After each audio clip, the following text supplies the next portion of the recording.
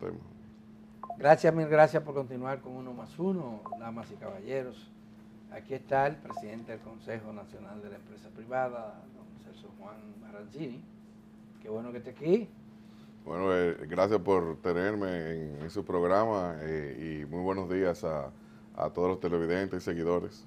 ¿Cuántos temas vinculados a la Bueno, economía, don Celso, hay ahora en el debate, verdad? Prácticamente todo Todo. La agenda nacional está girando alrededor de eso. está lleno. Pero el más trascendente, sin lugar a dudas, tiene que ver con la reforma fiscal. reforma fiscal que el gobierno le llama Modernización. ley de modernización fiscal. Ustedes han planteado algunos cuestionamientos. Explíquenos un poco cuál es la posición del CONET frente a este tema. Bueno, nosotros siempre hemos planteado el tema del pacto, de la reforma fiscal, dentro de como una visión dentro de uno de los elementos de un pacto de nación que apunte a catapultar a la República Dominicana a un crecimiento sostenido con generación de empleo y de bienestar hacia los próximos años. O sea, siempre partimos del punto de que hemos tenido una historia que es admirada por otros países, que nosotros mismos debemos hacerlo, si lo podemos ver en un contexto de 20, de 50 años, pues ha habido un crecimiento económico sostenido, con una paz social y con un marcado equilibrio político, que es lo que ha permitido al país a llegar a donde estamos hoy, en contraste con los países de la región, que lamentablemente están en unas situaciones diferentes por problemas políticos, sociales, económicos, etcétera, y eso hace que la República Dominicana ha salido al tapete de ser un país tal vez olvidado. Ahora tenemos los ojos en el mundo. El mundo nos ve con buenos ojos, los inversionistas, los organismos internacionales y los otros gobiernos. Y eso es algo que debemos de preservar. Por eso, toda esta serie de reformas, que son ajustes, muchos de ellos pendientes, temas sistémicos como el fiscal, planteamos que siempre se vea como dentro de un pacto de nación, porque al fin del día todos los temas tienen que ir en equilibrio y todos los temas se relacionan. El gobierno está diciendo que es un pacto. Y dice que consultó y que se reunió con cada uno de que es los un pacto. sectores. Lo que ha propuesto es un pacto y está llamando a la gente a que apoye el pacto. Sí, pero precisamente por eso ¿Pero el lo es o pacto no de lo nación, porque todos los ciudadanos, los sectores sociales, empresariales, debemos de buscar comprometernos con esa visión de país. Un país que por el lado fiscal está buscando mayores ingresos, pero para gastarlo bien en temas que son trascendentales para el desarrollo del país. Y esos dos temas son fundamentales. Entonces también amarrado o muy relacionado con otros temas que son sumamente importantes para lograr esos objetivos que planteamos, como por ejemplo el eléctrico, el educativo, y después hay otros más, y todos se comunican. Entonces, por eso es lo importante de ver este tema y plantearlo a la población como un pacto de nación y buscar acuerdos políticos también para evitar que al fin del día, los últimos 20 años hemos estado gobernados por los partidos que están hoy en el tapete, y todos han tenido en sus manos estos temas, que muchos de ellos son sistémicos, como el fiscal, el eléctrico, el educativo, y que hace meses, que tal vez se nos olvidó por cómo ha ido evolucionando la agenda, culminó una campaña presidencial donde muchos de los planes del gobierno tenían un gran nivel de coincidencia. Entonces, Celso Juan, debemos ver esto como un tema de nación y buscar lo mejor para nuestro país. ayer el presidente Luis Abinader dejaba entrever en la semanal la apertura del gobierno a buscar consenso, a escuchar los diferentes sectores. En el caso del sector empresarial, pero de manera específica del CONET, ¿cuáles puntos entienden ustedes se deben modificar de esa propuesta de reforma tributaria que presentó el gobierno? Sí. Nosotros reconocemos que ha habido diálogo y sobre todo vemos bien que se reitere la disposición al diálogo. Eso es lo más importante, porque un tema fiscal, obviamente, en la naturaleza humana y de cada sector, nadie va a estar de acuerdo que le pongan un impuesto, porque la naturaleza es rechazarlo. Nadie quiere pagar más. Para pagar más tenemos que ver o tratar de buscar un equilibrio y sentir que es parte para un fin productivo. Y eso es una parte eso es parte importantísima del planteamiento que debe hacer el gobierno, que lo ha estado haciendo, pero que se debe profundizar más. La reforma, como se ha planteado, tiene aspectos que son positivos en el sentido de que buscan cerrar brechas, buscan crear medidas que ataquen la informalidad, la evasión, que es una crítica eterna de gente que dice, bueno, yo voy a pagar más, pero hay gente que no paga. O sectores que dicen, yo voy a pagar más, hay otros que no pagan. Entonces, hay muchas, y sobre todo enfocado en la competencia desleal. Exacto. Y en el ilícito. Entonces, hay medidas que son importantes porque sirven de herramienta para las autoridades recaudatorias. ¿Cómo cuáles? Como por ejemplo, la ampliación de la base del ITEBI es llenar un hueco que realmente, si bien tenía otro fin, pero ahí se resguarda una parte de un comercio informal que se disfraza ahí y se queda en la informalidad, por ende evadiendo. Hay otras medidas y lo importante es eso. Y esa es una de las medidas que a nivel popular tiene mayor rechazo. Sí. Pero dice que va a subir todo. Pero tiene una medida de contraprestación, de compensación a los más vulnerables, que es lo más importante, que no sean los afectados. Y después, obviamente, hay medidas que afectan a los sectores productivos y a la clase media. Entonces, de lo que se trata es de identificar las medidas que tienen un efecto sumatorio. Por ejemplo, la combinación de 4 o 5 medidas que van a la clase media. Buscar cuáles son las que pueden aliviar esa sumatoria. Porque tal vez no se contempló ese efecto sumatorio o tal vez hay que analizarlo más profundamente. Ahí podríamos hablar del IPI. Esos efectos sumatorios, porque por ejemplo está el ITEBI, pero está por ejemplo el crédito educativo, que es un alivio. Y que también es una medida para buscar contribuyentes. Claro. Entonces eso es una medida que se puede contemplar, aliviar. Hay un debate en que si el IVA afecta a la transferencia inmobiliaria o no. Tal vez eso no era la intención, eso también hay que analizarlo. Por ejemplo, el IPI, subir el monto exonerado. Correcto, tal vez eso se puede contemplar. Entonces, de lo que se trata es buscar las medidas, que ceder en algunas medidas, que obviamente sin buscar nuevas medidas, para que no ese efecto sumatorio no sea... y puede hacerlo porque... Y lo mismo para las empresas, que realmente también tienen medidas que afectan y cambian definitivamente bueno, la eliminación de los incentivos que no, o sea, desde un punto de vista de que todos debemos de contribuir y que todo se debe analizar, pues obviamente es correcto. Pero la pregunta es, en algunos casos, ¿cómo afecta eso la competitividad versus otros países? O sea, en el sector privado no queremos privilegios, ni exceso, ni nada. Pero ¿cómo se ve cada sector desde el punto de vista de competitividad con otros países? Es un aspecto muy importante a tomar en cuenta. También, ¿cuáles sectores tienen una sumatoria de medidas?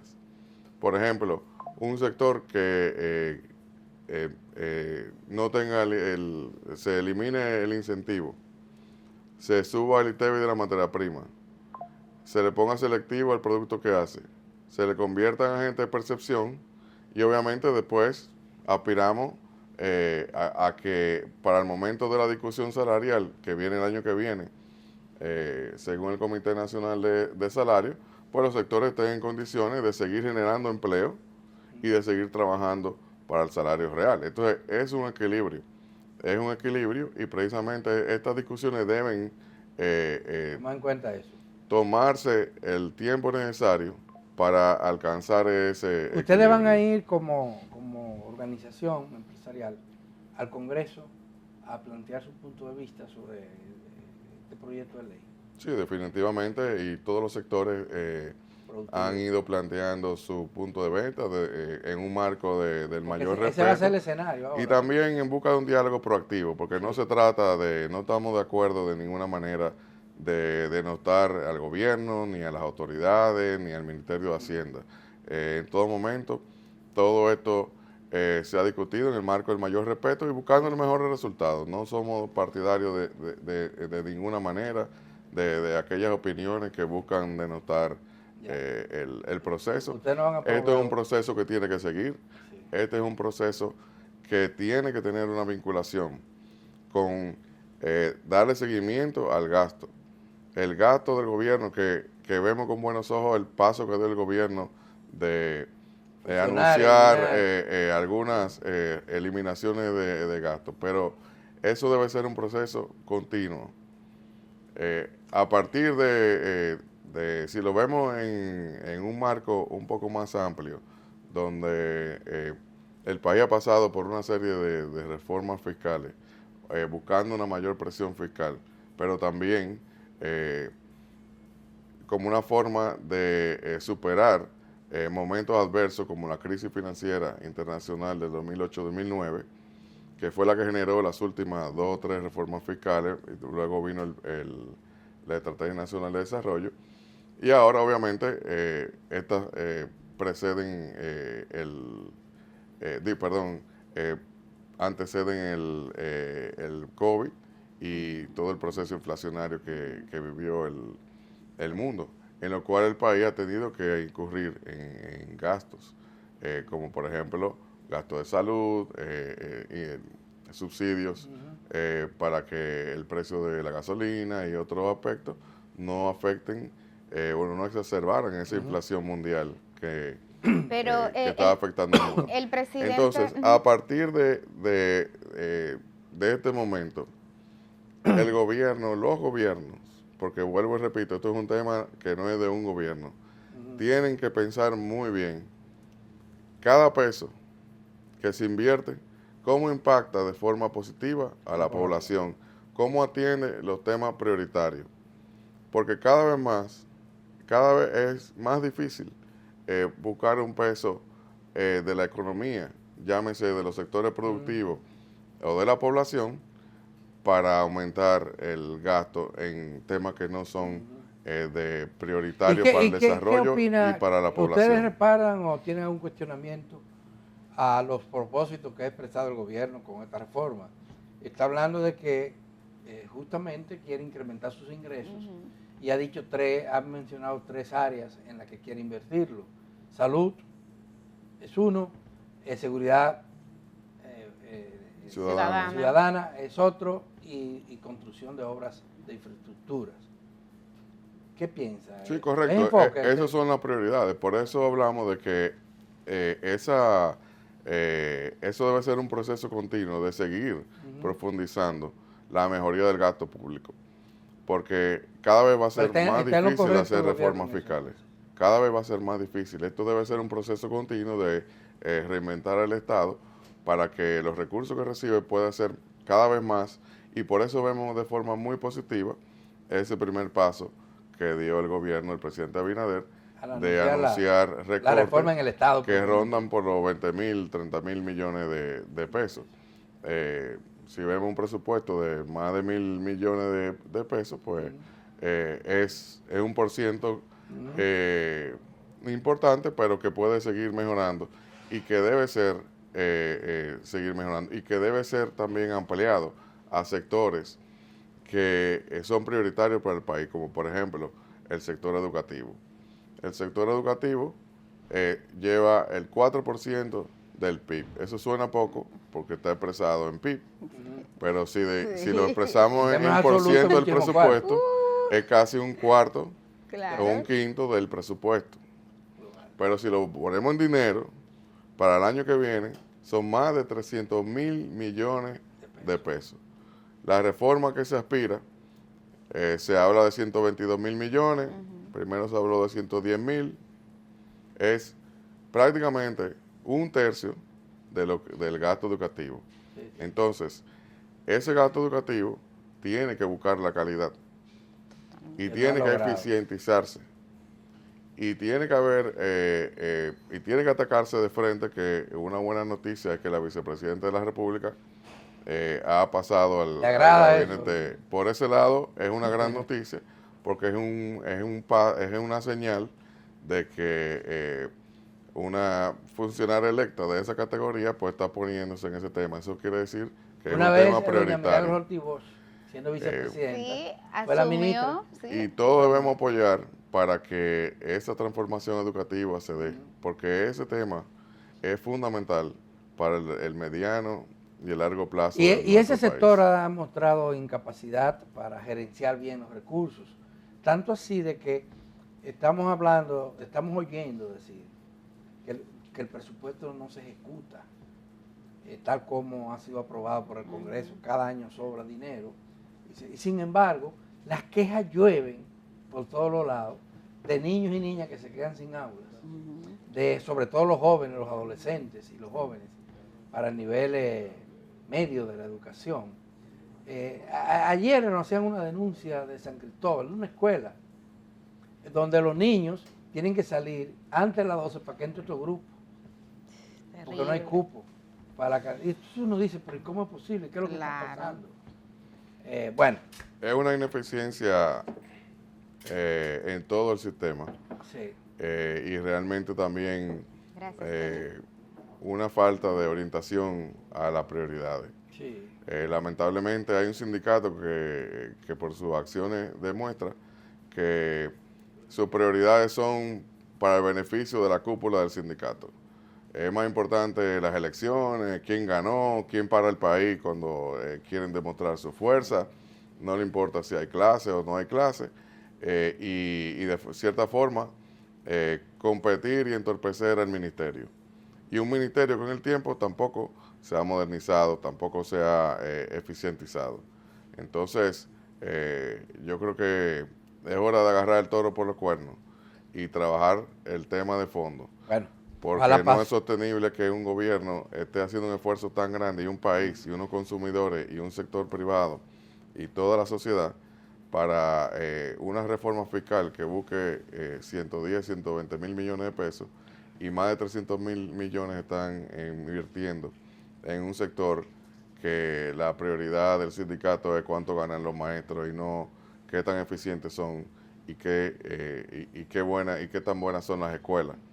Porque eso es un amortiguador enorme para esa clase media, sobre todo baja, que puede destinar esos recursos que le cuesta a la escuela privada en usar el sistema educativo público si fuese eficiente y aliviar su presupuesto familiar. Celso, hay otro tema de reforma que está en el Congreso Nacional que le concierne a ustedes. Es el Código Laboral, que ha sido sometido.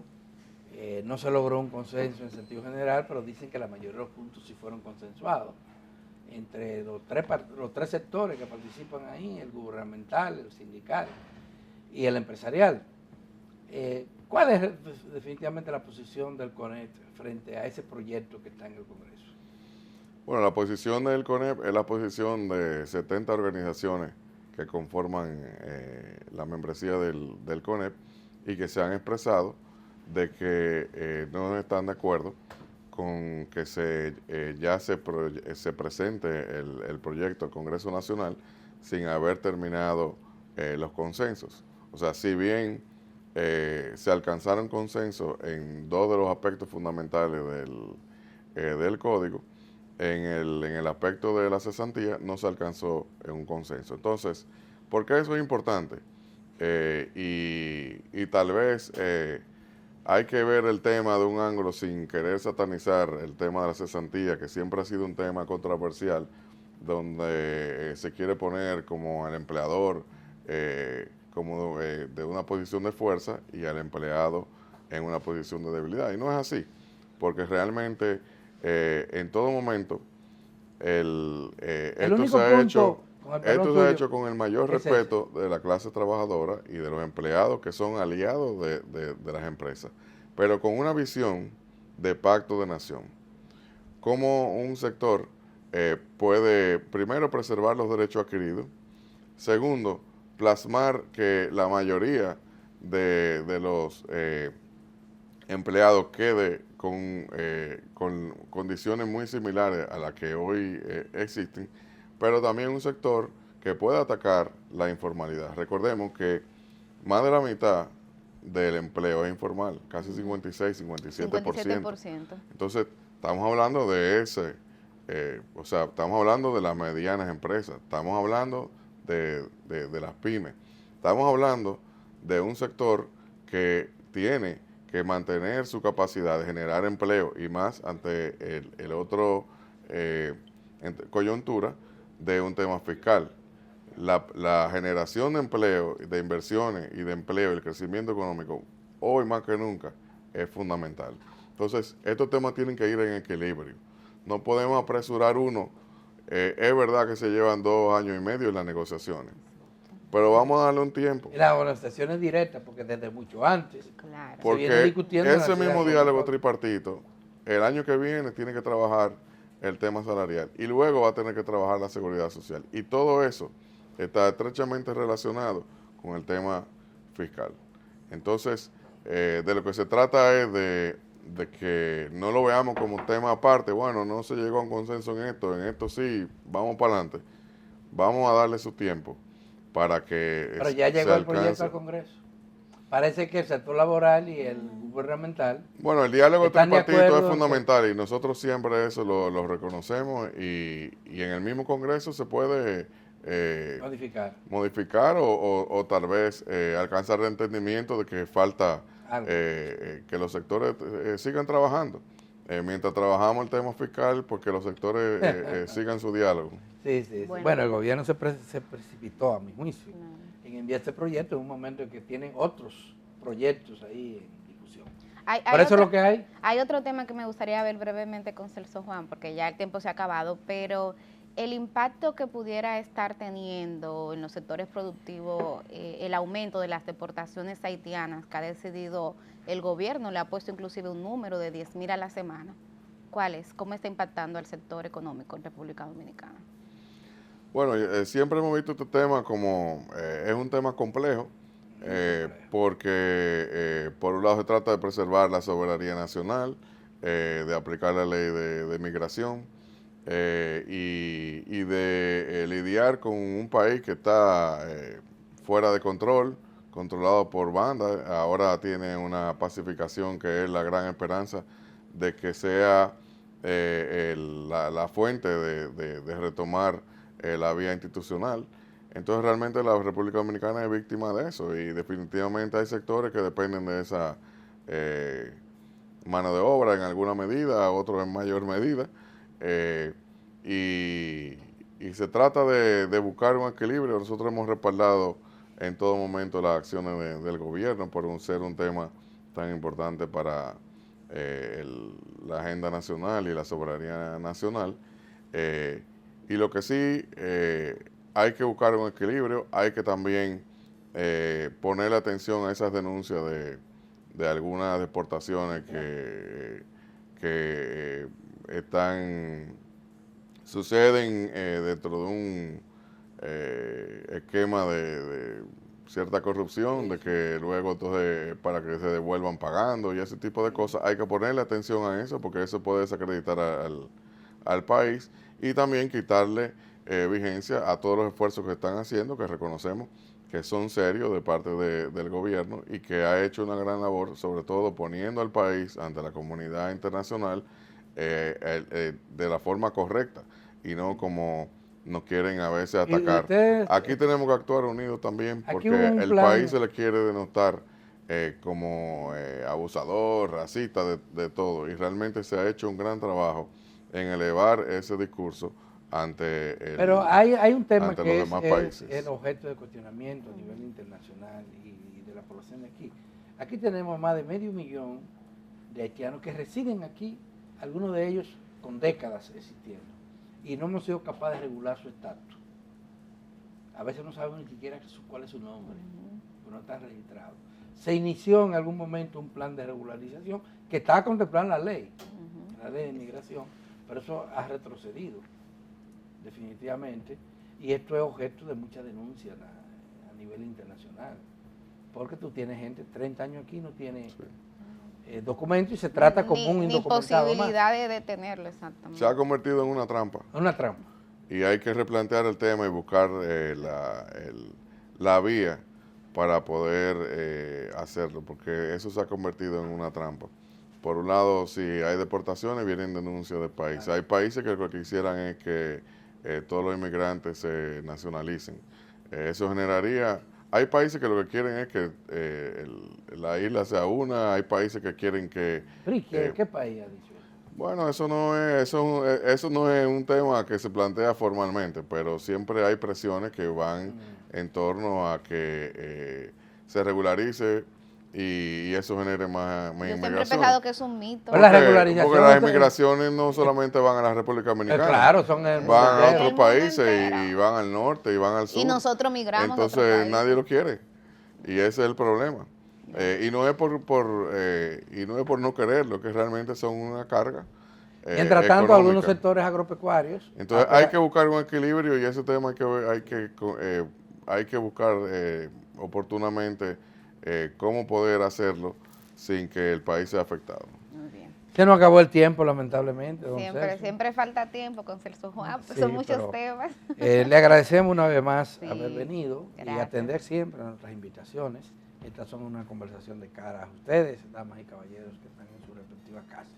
Vamos a hacer una pausa con el permiso de ustedes y al regresar vamos a seguir hablando de economía. Porque aquí tenemos al decano de Economía de la Universidad Autónoma de Santo Domingo, quien viene a conversar con nosotros sobre reforma fiscal también. Ese es el tema, ese es el tema. Ese es el tema.